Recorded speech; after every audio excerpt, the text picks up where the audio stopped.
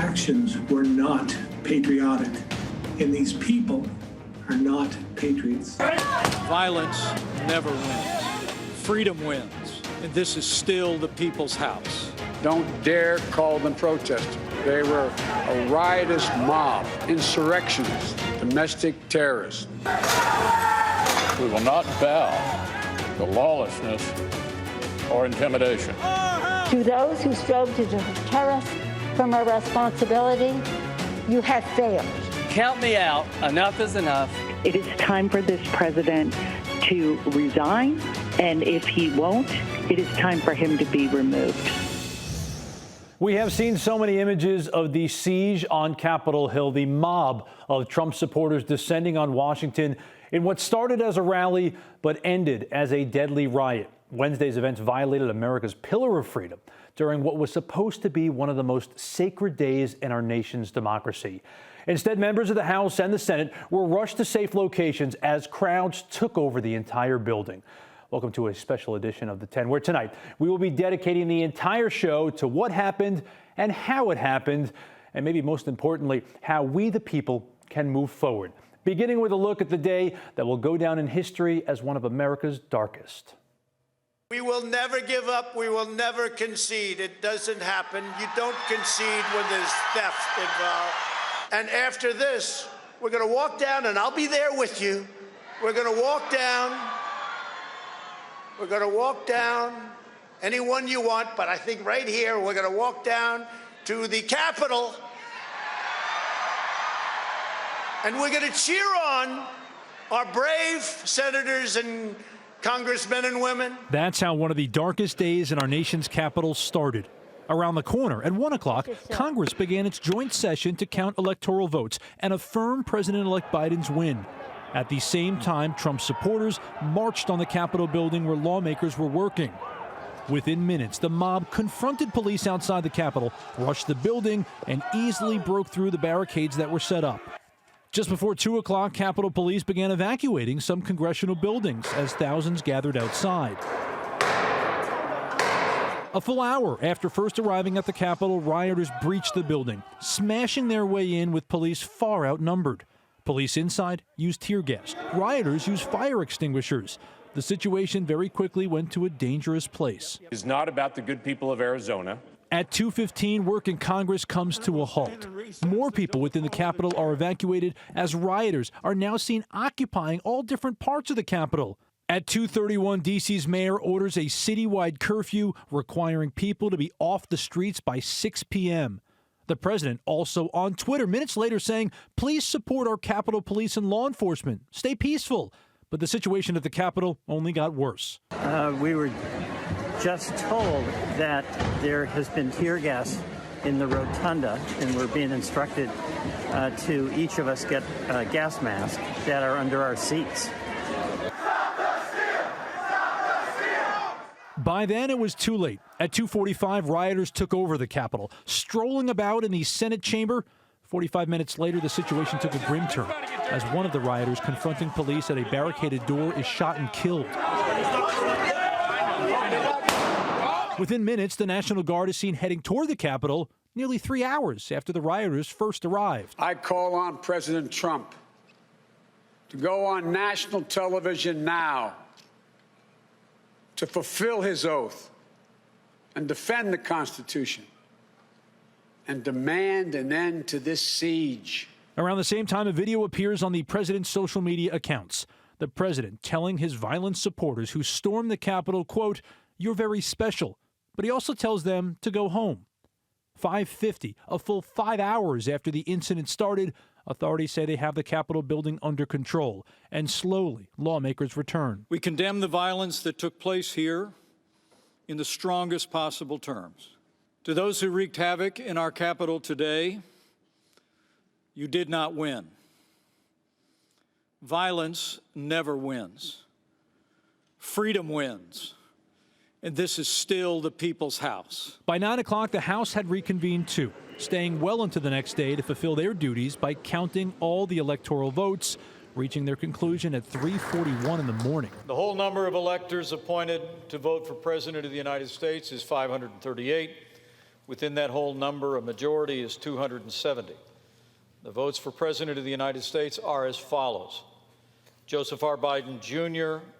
of the state of Delaware has received 306 votes. Donald J. Trump of the state of Florida has received 232 votes. The whole number of electors appointed to vote for Vice President of the United States is 538. Within that whole number, a majority is 270. The votes for Vice President of the United States are as follows. Kamala D. Harris of the state of California has received 306 votes. Michael R. Pence of the state of Indiana has received 232 votes. The announcement of the state of the vote by the President of the Senate shall be deemed a sufficient declaration of the persons elected President and Vice President of the United States, each for the term beginning on the 20th day of January, 2021, and shall be entered together with the list of the votes on the journals of the Senate and the House of Representatives. Does anybody believe that Joe had 80 million votes? Does anybody believe that? He had 80 million computer votes. It's a disgrace. And for a lot of people, it seemed like the events of Wednesday started in the afternoon when we started seeing those images of people scaling the Capitol building. But for President Trump's base of supporters, they had been fired up all morning long at that Trump rally you saw there at a park near the White House. And that's where President Trump, again, falsely claimed that the presidential and the Georgia Senate runoff elections were rigged. That rhetoric only spurred on by Trump's high-profile supporters like Rudy Giuliani, who shared this message to ralliers. Let's have trial by combat. And it would be those words that would soon become real for a lot of people. As people got closer to the Capitol building, it became clear that some of the protesters believed that Trump was even marching with them. President Trump is actually leading the crowd. Well, that wasn't true, of course. A message to the march to the Capitol. Thousands of people did just that, blindly supporting Trump's words, even believing that he would be with them every single step of the way. We spoke with a Republican strategist, Ozzy Palomo, about Trump's strong appeal to his followers and how they could so quickly translate that to taking action. If there's one thing that the president is a master of, he's a master marketer. And he clearly tapped into a sentiment that was perhaps not shared in the Northeast or on the West Coast or in the D.C. corridors. But there's a lot of Americans that feel like they have been left behind by policies that have come out of Washington for many years, whether they're right or wrong. That's what they felt like, and that's what the president tapped into. And there's also a psychological element to be so willingly to follow a leader so blindly. According to political psychologist Howard Levine, at the University of Minnesota, Levine looks at political behavior. And he says that people define themselves a lot of times by the groups that they associate with. In this case, it's a political party. So people often delegate their own judgment to the people they believe are trustworthy. In this case, President Trump. Of deriving self-esteem from the idea of my party is different and better than the other party helps people to feel good about themselves. And so people are willing to believe things that help them reach this universal psychological goal of having self-worth. And Professor Levine says it's not just Trump's fault in all this. He just kind of accelerated the path we were already on. Politics has become increasingly part of everyday life and everyone's identity. So every topic seemingly becomes political, tribal, and contentious. The variety of social identities that we have related to race, related to gender, whether we live in cities or in rural parts of the country, whether we're college educated or not, and so on, whether evangelical or whether we hold other religious identities, have always been unrelated, or at least not strongly related, to the political parties. Today, so even with that knowledge that the views likely wouldn't change even after a deadly event like this one on Wednesday, we wanted to talk to Trump supporters, the people who weren't part of the mob, but saw what that group did. Did that make them question their support, their party, or even President Trump? We spoke with some of them who say, if anything, it reinforced the reason they voted for him. 1,000% supportive, as well as all the other 80 million or so patriots out there that voted for him. Every single Trump supporter believes this election was stolen. Trump supporters did end up storming the Capitol, but the people that did the majority of the chaos, I don't believe those are Trump supporters, because we are peaceful. So members of President Trump's own party late this week stepping away from the president following his actions before, during, and after those riots. Even Senator Lindsey Graham, one of the president's fiercest defenders in the Senate. When it comes to accountability, the president needs to understand that his actions were the problem, not the solution. Now we gather due to a selfish man's injured pride and the outrage of supporters who he has deliberately misinformed for the past 2 months and stirred to action this very morning. And on the other side of the aisle, they are calling for consequences. Donald Trump needs to be removed from office. There's never been a president impeached twice before. So let's impeach him. Well, you heard it there. Democrats calling for the immediate removal of President Trump from the Oval Office. There's two ways this could be done. House Speaker Nancy Pelosi and Senator Chuck Schumer yesterday, they called on Vice President Mike Pence to invoke the 25th Amendment, which would keep Trump as president but completely strip him of his powers. But the 25th has never been used like this before. So there are 4 sections to this amendment, the 25th, that is. Section 1, that allows for the vice president to assume the presidency in the event of a death or a resignation. Then you got Section 2, kind of tied to that line of succession in the first one, because Congress would then need to approve a new vice president, the chain of command there.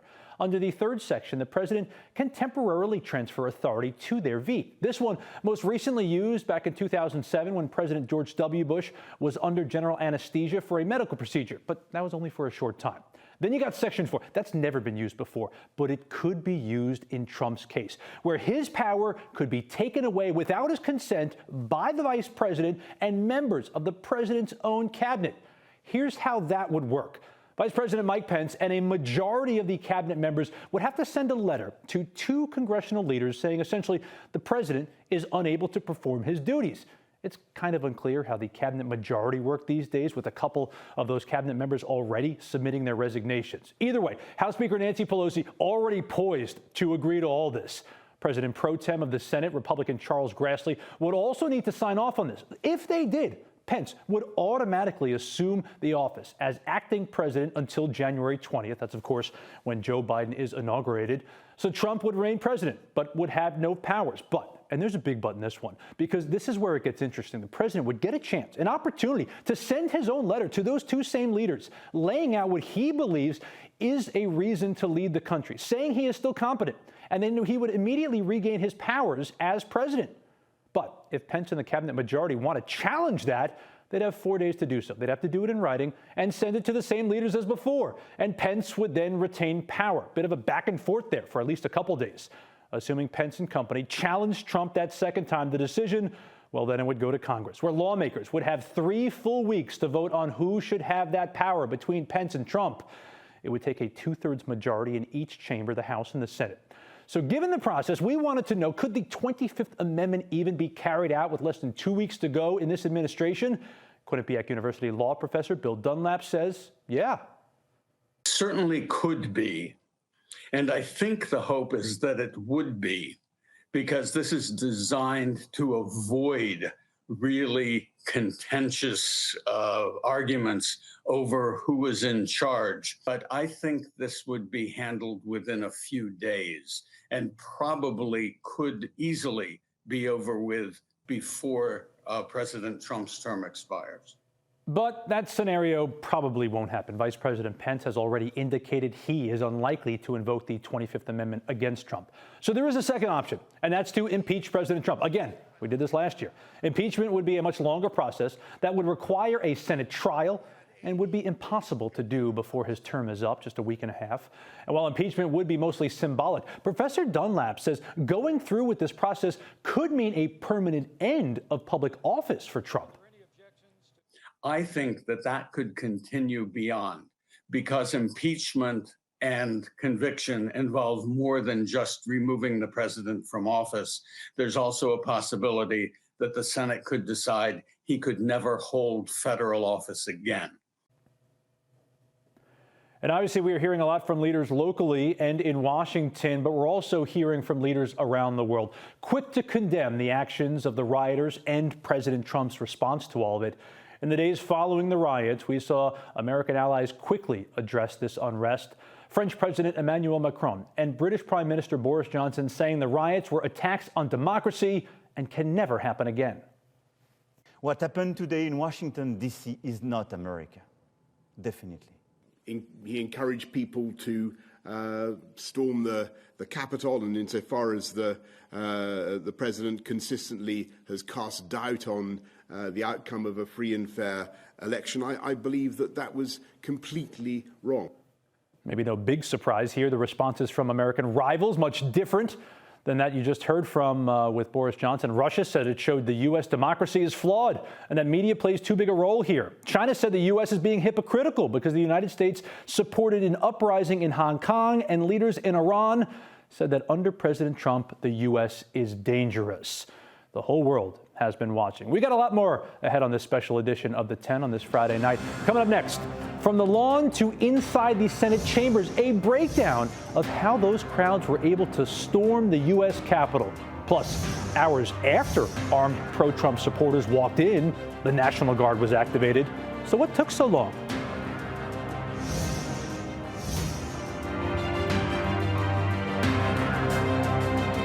Welcome back to The 10 and the extended coverage of the riots on Capitol Hill. The ripple effects of that afternoon still being felt today. New tonight, as of right now, President Trump is permanently suspended from Twitter. This comes after several of his tweets had been flagged for inaccurate content, and his account was temporarily locked after Wednesday. Twitter making that decision, citing the risk of further incitement of violence. Speaking of the violence, let's go back to Wednesday a little bit here, because if you've been to the Hill and you stood in front of the Capitol building, you know the sheer size of that building is impressive. So we want to take a closer look at how that mob was able to breach several entrances of that building. We know police manpower was an issue on Wednesday. They did have a barrier. It was set up. It clearly didn't work all that well. Thousands of people crossed the Capitol grounds. Those are the red arrows you see going up the lawn there. And they continued toward the Capitol. That's where the police barricades were. The yellow X's you see are police. And when some of the protesters got there, they dispersed. Others, as we saw, attacked officers, knocking over some of those barricades. They continued up the stairs right to the front and center of the Capitol building. They eventually made their way inside, some of them. The white smoke out in front, you see it there. Police tear gas, trying to get those people to go away. Some of the rioters, they didn't go up the stairs. They even scaled the walls to get up to another level of that Capitol complex. That mob going into the Capitol Rotunda, taking pictures there, live streaming from there. They went through lawmakers' offices. You've probably seen the pictures of the rioters even sitting at Nancy Pelosi's desk. That went viral. That guy's been arrested, too. Police even barricaded the door to the House chamber. Protesters smashing the windows there. Police had guns drawn. But at one point, some rioters did make it to the Senate chamber. That mob of people started to ascend the Capitol steps. Lawmakers who were inside both of those chambers were put on lockdown. They were told to shelter underneath their seats. These harrowing photos coming from that afternoon. And eventually, those lawmakers were told to grab those designated gas masks, which were already placed under their chairs. We all knew that after 9/11, Washington, D.C. security was revamped, upgraded. But this was really the first time we got a glimpse of the type of preparations that are on the floors of the House and of the Senate. With those gas mask, lawmakers were eventually escorted to the emergency secret exit, some under the building, and all taken off to safe locations. Now, later on, and it was kind of much later on, all considering how the day went out, the National Guard was activated. However, there were a lot of questions as to who activated them and when exactly was the National Guard activated. The only person who could activate the National Guard in the District of Columbia is the president. And the New York Times reports that it was the vice president who approved the order to deploy the National Guard. In total, about 1,100 members of the Guard were deployed to Capitol Hill on Wednesday. Governors in surrounding states like Virginia and Maryland also deployed troops and state police to go to the state capitol. A lot of people compared the delay in the activation to the Black Lives Matter protest that happened last summer on the steps of the Capitol. In Washington, the Guard was activated and helicopters even hovered over the thousands of peaceful protesters who were calling for racial equality last year. Here's a former member of the D.C. National Guard responding to the difference. It just shows that people are more privileged than other people, colored people. It's as simple as that. We still got a lot more ahead right here on the 10. Coming up here on NECN, where do we go from here? The steps to get a nation that is so divided right now to somehow unite again. We'll have that coming up. We'll be right back.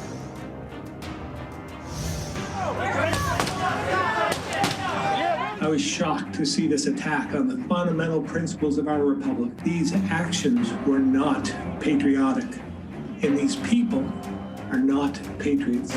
The whole thing makes me sick. Yesterday's riot was a dark moment for our country, made even more depressing by the president's role leading up to it. To witness this type of violence and aggression in response to fear and legitimate election results certainly was sickening for a lot of us. I can't stay here, not after yesterday.